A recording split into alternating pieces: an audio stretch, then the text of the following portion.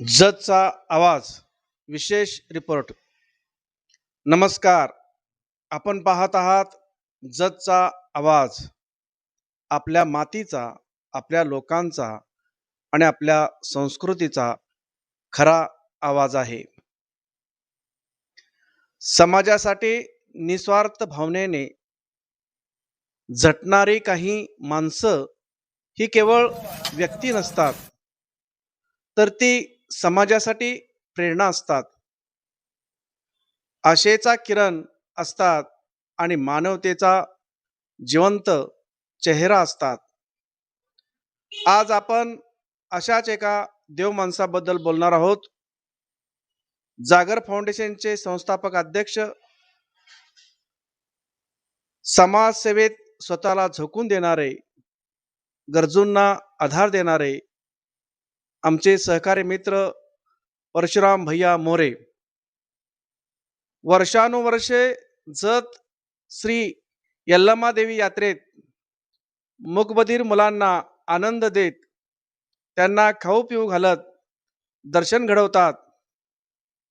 जिथे सामान्य माणूस सहज पोचू शकत नाही, अशा ग्वाल्हेर समाजातील माता भगिनीमध्ये दिवाळी जाऊन साजरी करून मानवतेचा खरा अर्थ जपणारे हे व्यक्तिमत्व आज संपूर्ण जत शहरासाठी अभिमानाची बाब ठरत आहे.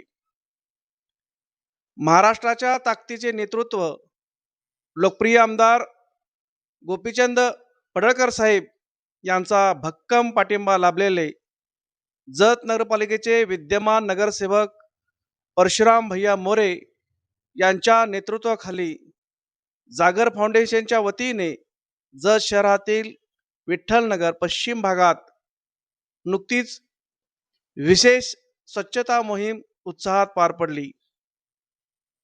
नगराध्यक्ष रवींद्र आरळी सर यांच्या मार्गदर्शनाखाली राबवण्यात आलेल्या या मोहिमेत नगर परिषदेचे कर्मचारी आणि जागर फाउंडेशनचे कार्यकर्ते मोठ्या उत्साहाने सहभागी झाले होते. परिसरात साचलेला कचरा हटवत पूर्ण परिसर स्वच्छ आणि चकाचक करण्यात आला. शहर स्वच्छ आणि सुंदर बनवण्यासाठी आम्ही कटिबद्ध आहोत.